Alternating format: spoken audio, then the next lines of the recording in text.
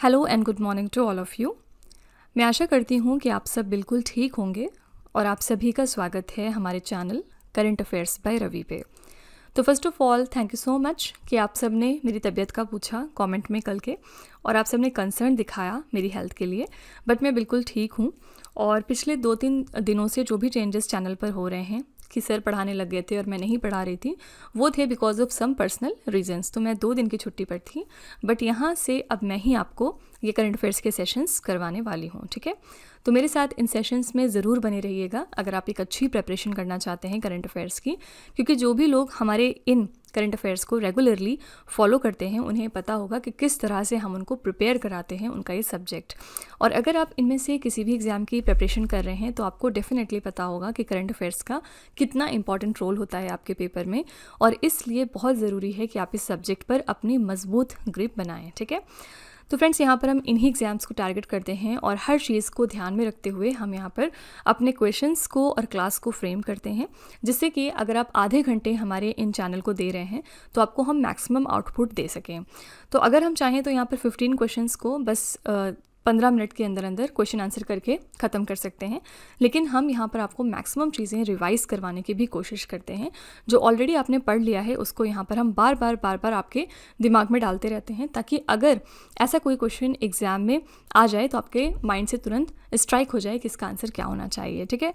तो मैं बस इतना कहूँगी कि फ्रेंड्स, अगर आप पहली बार हमारे चैनल पर आए हैं तो हमारे स्टूडेंट्स का ये फीडबैक देखते हुए आप हमारे चैनल को ज़रूर सब्सक्राइब कर लीजिएगा और कम से कम 10 से 15 दिन का ट्रायल हमें देकर ज़रूर देखिएगा, ओके। एनीवेज, ये है हमारी करंट अफेयर्स की क्लासेस, और यहाँ पर हम पहले 12 क्वेश्चंस करते थे, लेकिन अब हम यहाँ पर 15 डेली करंट अफेयर्स को डिस्कस करते हैं with detailed explanation and revision, ठीक है। तो फ्रेंड्स, आज की क्लास में हम बात करेंगे 25 मार्च 2026 के 15 मोस्ट इंपॉर्टेंट करंट अफेयर्स के बारे में। चलिए स्टार्ट कर लेते हैं आज की अपनी क्लास, और सबसे पहले हम करते हैं रिवीजन। यानी कि हमने एक दिन पहले जो 15 करंट अफेयर्स किए होते हैं उनको हम यहाँ पर दोबारा से 1 लाइनर फॉर्मेट में रिवाइज करते हैं। तो फ्रेंड्स, कल का हमने पहला क्वेश्चन किया था, मार्च 2026 में केंद्रीय नागरिक उड्डयन मंत्री किंजरापू राममोहन नायडू ने किस राज्य से फेयर से फुर्सत योजना की शुरुआत की है। यहाँ पर आंसर हो जाएगा मध्य प्रदेश राज्य। नेक्स्ट है, Institute for Economics and Peace द्वारा जारी वैश्विक आतंकवाद सूचकांक 2026 में भारत का कौन सा स्थान है। तो इसमें भारत को 13वां स्थान दिया गया। शीर्ष 3 देश देखेंगे तो पहले स्थान पर है पाकिस्तान, दूसरे पर है बुर्किना फासो और तीसरे पर यहाँ नाइजर है। नेक्स्ट है, भारत पेट्रोलियम कॉरपोरेशन ने भारत का पहला 24/7 लिक्विफाइड पेट्रोलियम गैस ATM कहाँ पर लॉन्च कर दिया है। तो हरियाणा के गुरुग्राम शहर में। नेक्स्ट है, विश्व मौसम विज्ञान दिवस 2026 हमने कब मनाया, 23 मार्च को, और इस साल के लिए हमारी थीम है आज का अवलोकन कल की सुरक्षा, यानी observing today protecting tomorrow. Next है, किस नेता के 8,930 दिनों के रिकॉर्ड को पीछे छोड़ते हुए प्रधानमंत्री नरेंद्र मोदी 22 मार्च 2026 को भारत में सबसे लंबे समय तक निर्वाचित सरकार के प्रमुख बन गए हैं। तो ये हैं पवन कुमार चामलिंग, जो कि सिक्किम के यहाँ पर हेड थे, ठीक है। नेक्स्ट है, मार्च 2026 में नवगठित राष्ट्रीय दंत चिकित्सा आयोग के पहले अध्यक्ष के रूप में किसे नियुक्त किया गया है। तो ये हैं डॉक्टर संजय तिवारी। नेक्स्ट है, किस विधानसभा ने अपने सदस्यों की सहायता के लिए विधान साथी नामक देश का पहला AI सक्षम चैटबॉट लॉन्च कर दिया है। तो ये है दिल्ली की विधानसभा। अगला है, किस भारतीय अभिनेत्री को अंतर्राष्ट्रीय महिला दिवस 2026 के अवसर पर ब्रिटेन के हाउस ऑफ कॉमन्स में महिला सशक्तिकरण पुरस्कार से सम्मानित किया गया। तो ये है ऋतुपर्णा सेन गुप्ता। अगला है, वित्तीय वर्ष 2024 और 25 के लिए भारत का अग्रणी कपड़ा निर्यातक राज्य कौन सा बन गया। तो ये राज्य है तमिलनाडु। इसमें शीर्ष 3 राज्य देखेंगे तो पहले स्थान पर है तमिलनाडु, दूसरे पर है गुजरात और तीसरे पर है महाराष्ट्र। नेक्स्ट है, किस राज्य ने जबरन धर्म परिवर्तन पर रोक लगाने और चंगाई सभा की गतिविधियों से निपटने के लिए धर्म की स्वतंत्रता विधेयक 2026 की मंजूरी दे दी है। तो ये राज्य हैं छत्तीसगढ़ और महाराष्ट्र। अगला है, मार्च 2026 में किस केंद्रीय मंत्री को चिकित्सा एवं मधुमेह के क्षेत्र में लाइफ टाइम अचीवमेंट पुरस्कार से सम्मानित किया गया है। तो ये हैं डॉक्टर जितेंद्र सिंह। अगला है, मार्च 2026 में कैमरून के याओंडे में आयोजित होने वाले विश्व व्यापार संगठन के 14वें मंत्रिस्तरीय सम्मेलन में भारतीय प्रतिनिधिमंडल का नेतृत्व कौन करेंगे। तो ये हैं पीयूष गोयल। अगला है, भगत सिंह, राजगुरु और सुखदेव को श्रद्धांजलि अर्पित करने के लिए शहीद दिवस 2026 हमने कब मनाया है। तो 23 मार्च को। नेक्स्ट है मार्च 2026 में जल शक्ति मंत्रालय की मेज़बानी में विश्व जल दिवस सम्मेलन 2026 कहाँ पर आयोजित हुआ है? तो नई दिल्ली में। इस साल के लिए हमारी थीम क्या थी? जल के लिए उद्योग, यानी इंडस्ट्री फॉर वाटर। और क्वेश्चन नंबर 15 हमने किया था मार्च 2026 में प्रधानमंत्री नरेंद्र मोदी ने वर्चुअल माध्यम से 120 मेगावाट क्षमता वाली लोअर कोबली जल विद्युत परियोजना का उद्घाटन किस राज्य में किया है? तो असम राज्य में। और ये run of the river type है इसका। और कौन सी नदी बेसिन है? कोपली नदी। ठीक है, तो फ्रेंड्स ये हमारे कल के टॉप 15 करंट अफेयर्स हैं। अगर आप इनको थोड़ा और अच्छे तरीके से समझना चाहते हैं, हर क्वेश्चन की डिटेलिंग जानना चाहते हैं, तो आप हमारे कल का लेक्चर ज़रूर रेफ़र करिएगा। बाकी चलिए हम आज की अपनी क्लास स्टार्ट कर लेते हैं और देखते हैं कि आज का पहला प्रश्न क्या है। आज का पहला प्रश्न है, नागरिकों को आयकर अधिनियम 2025 के बारे में शिक्षित करने के लिए मार्च 2026 में केंद्रीय वित्त मंत्री निर्मला सीतारमण ने किस अभियान को शुरू किया है? तो सिटीजन्स को एजुकेट करने के लिए about the income tax act 2025 यहाँ पर फाइनेंस मिनिस्टर निर्मला सीतारमण जी ने लॉन्च कर दिया है प्रारंभ 2026 नाम का कैंपेन। ठीक है, सी ऑप्शन करेक्ट हो जाएगा। यहाँ पर प्रारंभ का फुल फॉर्म रखा गया policy reform and responsible action for mission विकसित भारत। प्रारंभ 2026 नामक अभियान का उद्देश्य क्या है? नागरिकों को आयकर अधिनियम 2025 के बारे में शिक्षित करना। और ये जो अधिनियम है ये 1 अप्रैल 2026 से प्रभावी हो जाएगा। ठीक है, तो करेक्ट आंसर है यहाँ पर सी ऑप्शन प्रारंभ। फुल फॉर्म याद रखिएगा, policy reform and responsible action for mission विकसित भारत। ठीक है, फाइनेंस मिनिस्टर निर्मला सीतारमण जी ने इस साल जो बजट पेश किया वो इनका 9th नंबर का बजट था जो इन्होंने पेश किया है। और इसी के साथ ये फर्स्ट वुमेन फाइनेंस मिनिस्टर बन गई जिन्होंने इतनी ज़्यादा बार बजट को संसद में पेश किया। और अगर हम ओवरऑल देखेंगे तो किन्होंने सबसे ज़्यादा बार बजट को पेश किया है? तो ये हैं मोरारजी देसाई। इन्होंने अब तक कुल 10 बार बजट को पेश किया है। ठीक है, क्वेश्चन नंबर 2 है, केंद्रीय गृह मंत्री अमित शाह द्वारा राज्यसभा में पेश किया जाने वाला केंद्रीय सशस्त्र पुलिस बल अम्ब्रेला बिल 2026 किस मंत्रालय से संबंधित है? Central armed police forces umbrella bill 2026 जो कि राज्यसभा में इंट्रोड्यूस हो चुका है, ये किस मिनिस्ट्री के अंतर्गत काम करेगा? आंसर हो जाएगा मिनिस्ट्री ऑफ होम अफेयर्स, यानी कि डी ऑप्शन गृह मंत्रालय। ठीक है, तो केंद्रीय सशस्त्र पुलिस बल सामान्य प्रशासन विधेयक 2026 5 प्रमुख अर्धसैनिक बलों को एक समान कानूनी ढांचे के तहत लाने के लिए लाया गया। कौन कौन से बल हैं हमारे? CRPF, BSF, CISF, ITBP and SSB. ठीक है, इस विधेयक में भारतीय पुलिस सेवा के अधिकारियों को सीएपीएफ में संरचित प्रतिनियुक्ति के माध्यम से नियुक्त करने का प्रस्ताव भी है। इसमें अनिवार्य ये किया गया है कि महानिरीक्षक स्तर के 50% पद और अतिरिक्त महानिदेशक स्तर के कम से कम 67% पद प्रतिनियुक्ति के माध्यम से भरे जाएं। ठीक है, तो ये बिल है जो कि हाल ही में बहुत ज़्यादा चर्चे में था और ये किस मिनिस्ट्री के अंतर्गत आता है? Ministry of home affairs.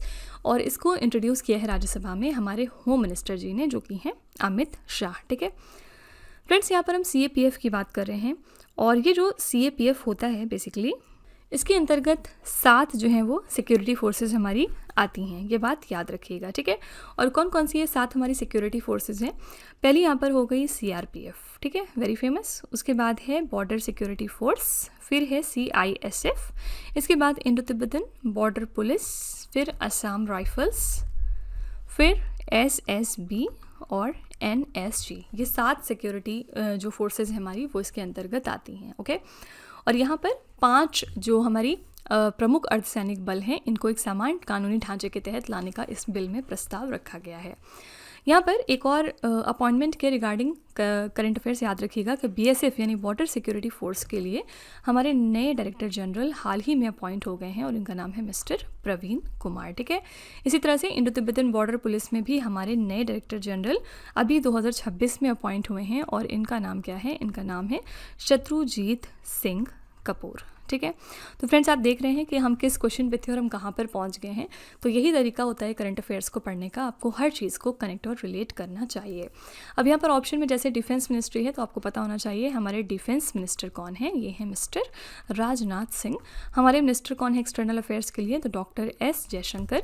हमारे मिनिस्टर कौन है लॉ के लिए? तो हमारे minister of state for law and justice कौन है? मिस्टर अर्जुन राम मेघवाल। ठीक है, इनके पास इंडिपेंडेंट चार्ज है। ओके, क्वेश्चन नंबर 3 है, मार्च 2026 में केंद्रीय ऊर्जा मंत्री मनोहर लाल खट्टर ने कार्बन बाजारों पर अंतर्राष्ट्रीय सम्मेलन प्रकृति 2026 का उद्घाटन किस शहर में किया है? तो हमारे पावर मिनिस्टर हैं मनोहर लाल खट्टर और इन्होंने प्रकृति 2026 का इनॉग्रेशन हाल ही में कर दिया है नई दिल्ली में, ठीक है। और ये एक बहुत ही इंटरनेशनल कॉन्फ्रेंस है ऑन कार्बन मार्केट। तो प्रकृति 2026 भारत के ऊर्जा दक्षता ब्यूरो द्वारा आयोजित कार्बन बाजारों पर दूसरा अंतर्राष्ट्रीय सम्मेलन है। इसका उद्देश्य है देश के कार्बन क्रेडिट ट्रेडिंग योजना को आगे बढ़ाना। इस सम्मेलन में केंद्रीय ऊर्जा मंत्री मनोहर लाल और राज्य मंत्री श्रीपद नायक ने भारतीय कार्बन मार्केट पोर्टल को लॉन्च किया है। थीम क्या रखी गई इस कॉन्फ्रेंस के लिए? Unlocking carbon finance for NDC implementation, global partnerships and digital pathways, ये इसके लिए पूरी थीम है। तो याद रखिएगा, ये जो इंटरनेशनल कॉन्फ्रेंस है कार्बन मार्केट्स के ऊपर, इसका नाम है प्रकृति और इसको ऑर्गेनाइज किया गया है नई दिल्ली में। यहाँ पर हम नई दिल्ली की बात करेंगे तो यहाँ पर कौन कौन से फेमस कॉन्फ्रेंसेस हाल फिलहाल हो रहे हैं। सबसे पहला जो बहुत ही फेमस कॉन्फ्रेंस हुआ था आपका अभी रिसेंटली, वो है आपका इंडिया एआई इम्पैक्ट समिट 2026, ठीक है। याद रखिएगा 2027 में इसको स्विट्ज़रलैंड होस्ट करने वाला है। दूसरी इंपॉर्टेंट जो यहाँ पर समिट है आपकी, वो है भारत इलेक्ट्रिसिटी समिट, ठीक है।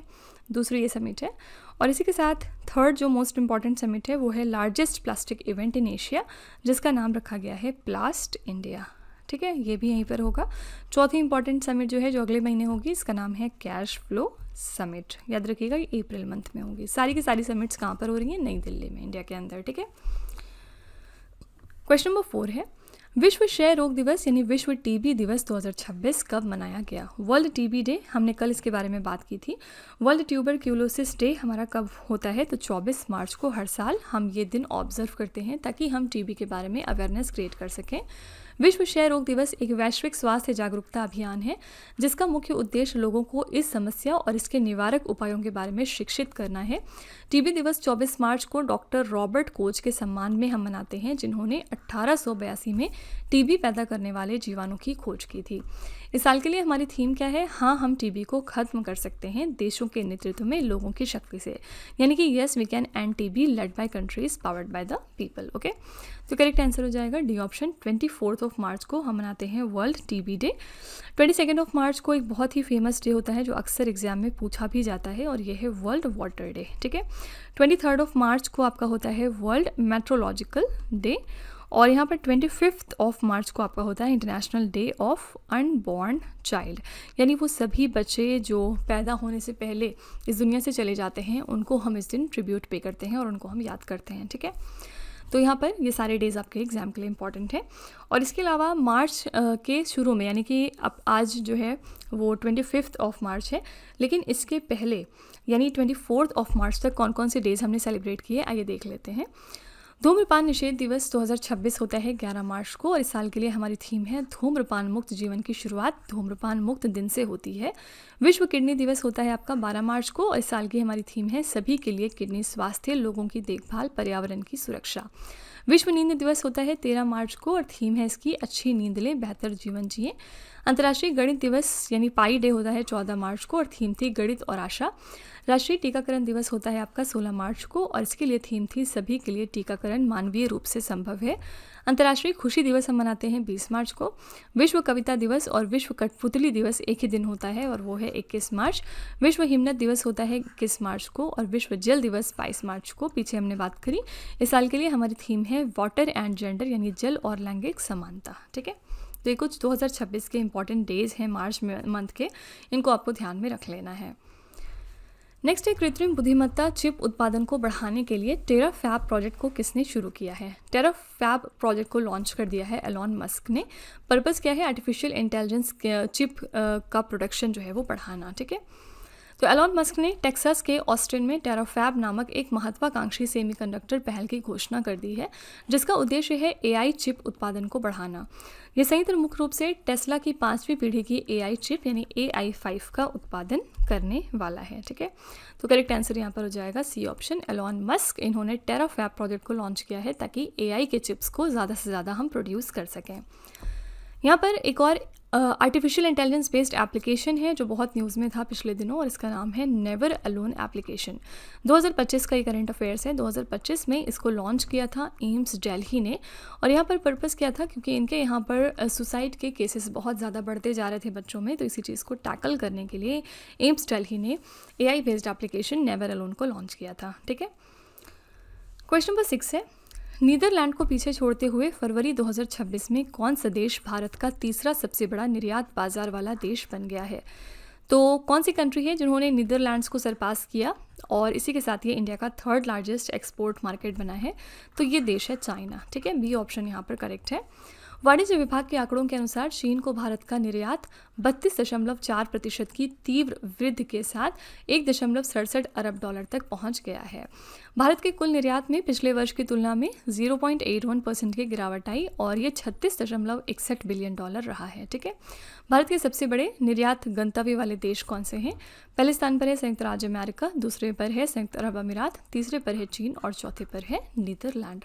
तो करेक्ट आंसर यहाँ पर हो जाएगा बी ऑप्शन चाइना। ठीक है, चाइना ने नीदरलैंड्स को सरपास किया है और इसी के साथ ये इंडिया का थर्ड लार्जेस्ट एक्सपोर्ट मार्केट अब बन गया है।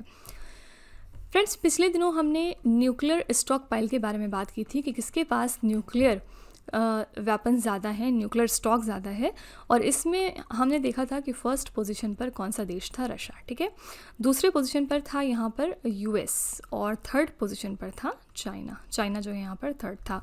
इंडिया के रैंक की बात करेंगे तो इंडिया को यहाँ पर 6th रैंक मिली थी। ओके, तो क्योंकि आजकल वॉर टाइप की कंडीशन है और बहुत ज़्यादा चीज़ें बिगड़ रही हैं इंटरनेशनल लेवल पर, तो आपको ये पता होना चाहिए कि सबसे ज़्यादा न्यूक्लियर स्टॉक पाइल किसके पास है। ये क्वेश्चन आपके एग्जाम के पर्सपेक्टिव से इंपॉर्टेंट है। ठीक है, क्वेश्चन नंबर 7 है, किस राज्य सरकार ने अपने बजट 2026 और 27 में सबसे गरीब परिवारों के लिए मुख्यमंत्री अपना सुखी परिवार योजना शुरू करने की घोषणा की है?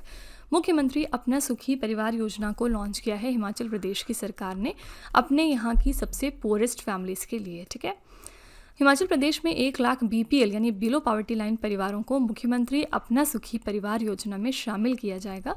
इस योजना के तहत 1 लाख महिलाओं को प्रति माह 1500 रुपये, गरीब परिवारों को 300 यूनिट मुफ्त बिजली और 27,000 परिवारों को पक्के मकान बनाने के लिए आर्थिक सहायता दी जाएगी। तो आपके एग्जाम में सिर्फ इतना ही पूछा जाता है वनडे एग्जाम में कि पर्टिकुलर योजना कौन सी राज्य की है। तो याद रखिएगा, मुख्यमंत्री अपना सुखी परिवार योजना है हिमाचल प्रदेश राज्य की। डी ऑप्शन यहाँ पर बिल्कुल करेक्ट हो जाएगा। हिमाचल प्रदेश पिछले दिनों अपनी एक और स्कीम की वजह से न्यूज़ में था और इसका नाम था पहल स्कीम। और ये जो पहल स्कीम है ये यहाँ के चरवाहों यानी पेस्टोरलिस्ट के लिए थी। ठीक है, फुल फॉर्म क्या है पहल का? Pastoralist empowerment in Himalayan ecosystem for livelihood. ठीक है, तो आप कह सकते हैं कि यहाँ के चरवाहों के वेलफेयर के लिए हिमाचल प्रदेश की सरकार ने ये पहल स्कीम लॉन्च करी थी। ओके, और यहाँ पर 3 कम्युनिटीज़ हैं हिमाचल प्रदेश में जिनके लिए ये पहल स्कीम डेडिकेटेड थी। पहली जो कम्युनिटी है वो है गद्दी, दूसरी है यहाँ पर गुज्जर कम्युनिटी और तीसरी थी किन्नौरा कम्युनिटी। इन कम्युनिटीज़ के जो चरवाहे थे उनके लिए इस स्कीम को लॉन्च किया था हिमाचल प्रदेश की सरकार ने। ओके, नेक्स्ट है, फरवरी 2026 के लिए ICC महिला प्लेयर ऑफ द मंथ का पुरस्कार किसने जीता है? ICC women's player of the month फरवरी 2026 के लिए बनी है अरुंधति रेड्डी। ठीक है, सी ऑप्शन करेक्ट हो जाएगा। भारत की तेज गेंदबाज हैं अरुंधति रेड्डी। इनको फरवरी 2026 के लिए ICC महिला प्लेयर ऑफ द मंथ चुन लिया गया है। और इसी के साथ पुरुष प्लेयर ऑफ द मंथ कौन बने हैं फरवरी में? साहिबजादा फरहान, जो कि पाकिस्तान के प्लेयर हैं। ठीक है, तो मेल और फीमेल दोनों ही कैटेगरी में विनर्स का नाम याद रखिएगा और कौन से देश को बिलोंग करते हैं ये भी आपके लिए याद रखना इंपॉर्टेंट है। अरुंधति, जैसे ही आपने नाम देखा आपको तुरंत राइटर का नाम याद आना चाहिए, अरुंधति रॉय। इनकी जो पुस्तकें हैं वो एग्जाम में क्योंकि बहुत ज़्यादा पूछी जाती हैं। 2025 में इन्होंने एक बहुत ही फेमस बुक लिखी थी जिसका नाम था mother Mary comes to me. ठीक है, और इस बुक में इन्होंने ये एक्सप्लेन किया है कि इनकी माँ के साथ इनके कैसे संबंध हैं, कैसे इनके रिलेशंस हैं। ठीक है, तो ये जो फेमस किताब है इसका नाम याद रखिएगा क्योंकि अरुंधति रॉय की किताबें आपके एग्जाम में अक्सर पूछी जाती हैं। फाइन। क्वेश्चन नंबर 9 है, IC मॉट की रिपोर्ट के अनुसार 1990 से 2020 के बीच हिंदू कुश हिमालय क्षेत्र में ग्लेशियर क्षेत्र का लगभग कितना प्रतिशत हिस्सा पिघलने के कारण नष्ट हो गया है? तो IC मॉट की रिपोर्ट के हिसाब से ग्लेशियर एरिया का कितना प्रतिशत हिंदू कुश हिमालय रीजन में लॉस्ट हो गया है due to the melting between 1990 and 2020? यहाँ पर करेक्ट आंसर हो जाएगा ए ऑप्शन 12% यानी 12%। तो international centre for integrated mountain development की रिपोर्ट के अनुसार 1990 और 2020 के बीच हिंदू कुश हिमालय क्षेत्र ने अपने ग्लेशियर क्षेत्र का 12% खो दिया है। ये क्षेत्र दुनिया के तीसरे ध्रुव के रूप में भी जाना जाता है। यहाँ गंगा, ब्रह्मपुत्र और सिंधु जैसी नदियों का स्रोत है जो 200 करोड़ लोगों को पानी देता है। ठीक है, तो करेक्ट आंसर यहाँ पर हो जाएगा ए ऑप्शन 12%। ग्लेशियर्स के रिगार्डिंग ये याद रखिएगा कि जितने भी हमारा फ्रेश वाटर है पूरी दुनिया में, उसका सबसे ज़्यादा यानी मेजर पोर्शन जो है वो ग्लेशियर्स के फॉर्म में ही मौजूद है। यानी ग्लेशियर्स आपके एक तरह से फ्रेश वाटर माने जाते हैं, राइट। और यहाँ पर फ्रेंड्स ये भी याद रखिएगा कि आईसी मॉड जो है, ये जो ऑर्गेनाइजेशन होती है, ये 8 देशों के लिए काम करती है। कौन कौन से देश हैं यहाँ पर?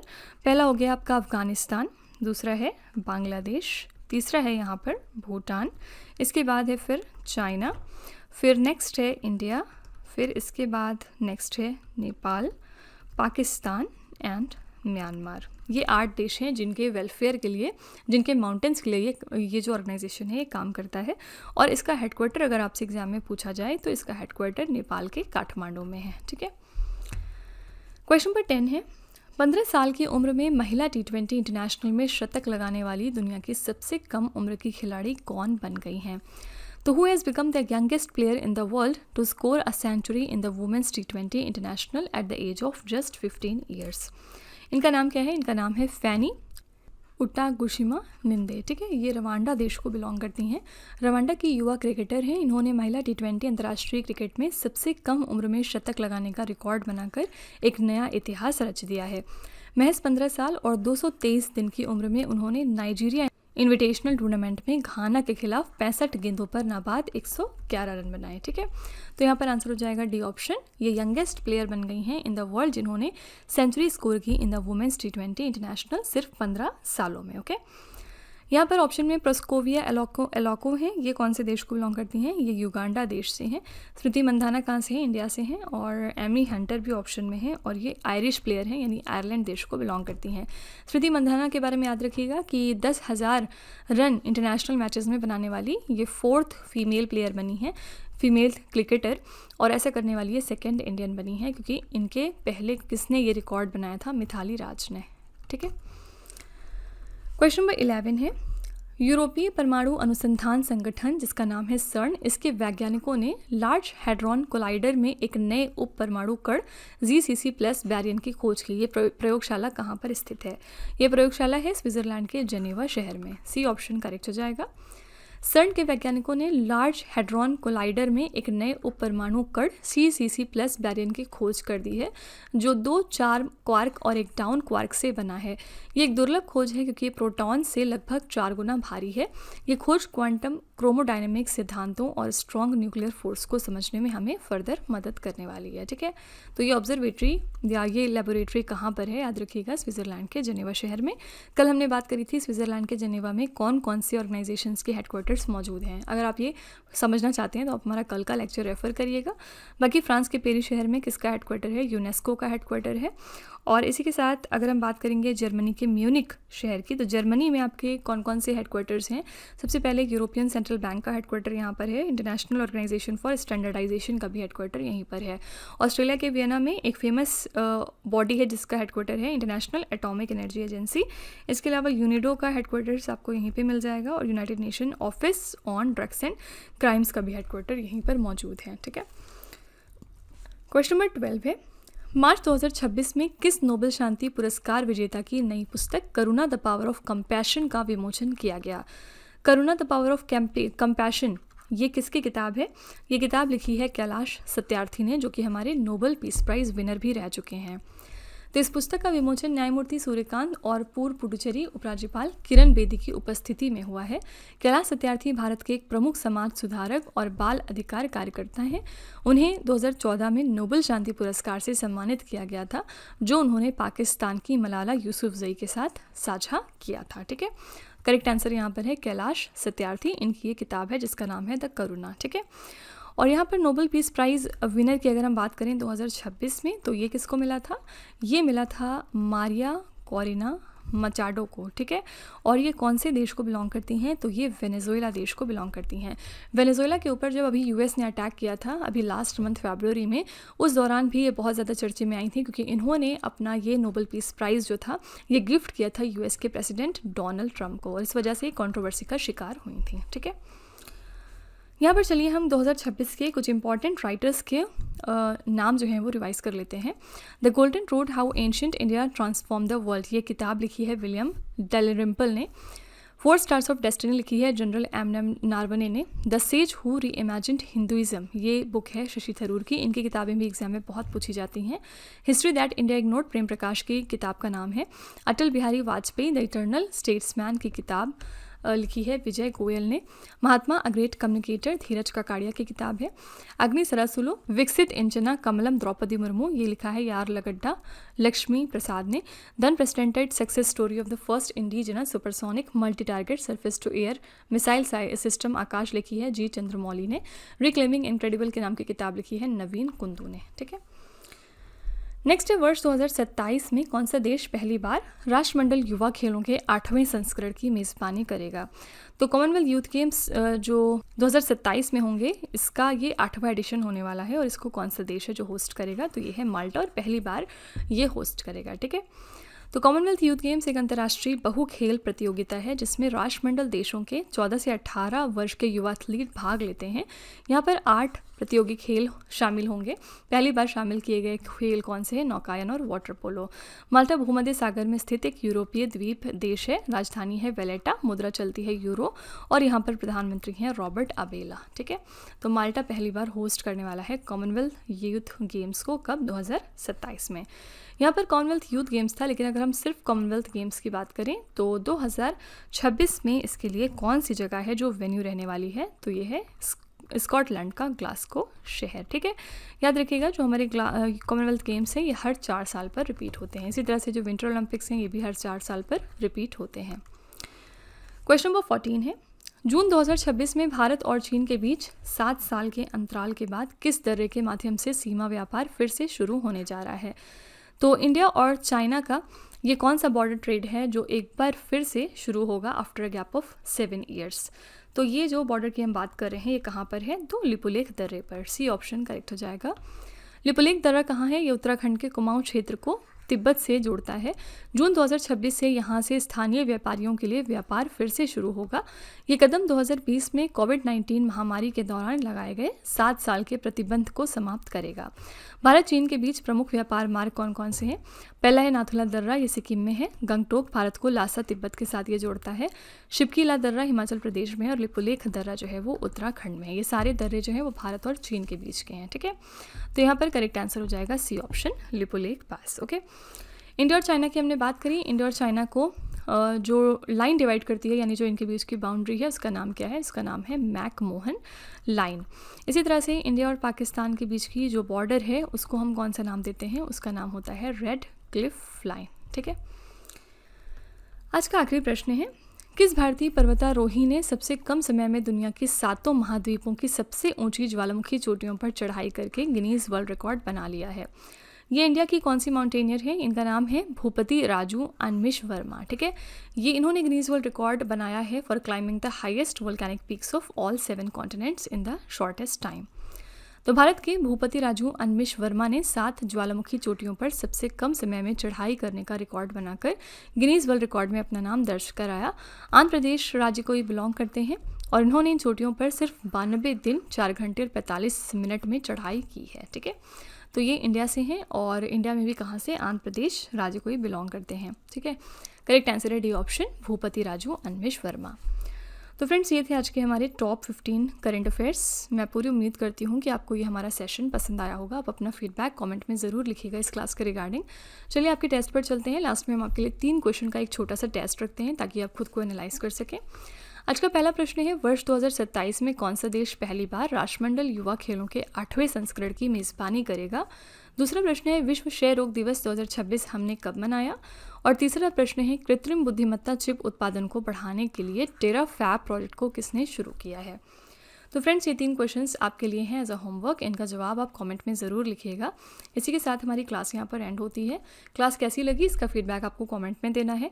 और अगर आपको लगता है कि ये क्वेश्चंस आपको कहीं ना कहीं दिख रहे हैं आपके मॉक टेस्ट या फिर एग्जाम्स में, तो प्लीज़ एक छोटा सा रिव्यू हमारे कॉमेंट में ज़रूर डाल दीजिएगा, जिससे कि जो हमारे दूसरे व्यूवर्स हैं वो भी हमारे ऊपर ट्रस्ट कर सकें। ओके, तो फ्रेंड्स, इसी तरह के बेस्ट क्वालिटी कंटेंट और अच्छी प्रिपरेशन के लिए आप हमारे चैनल के साथ जुड़े रहिए। मिलते हैं अगली क्लास में एक और इम्पॉर्टेंट टॉपिक के साथ। Till then stay tuned. Thank you so much for watching. Also don't forget to like, share and subscribe our channel.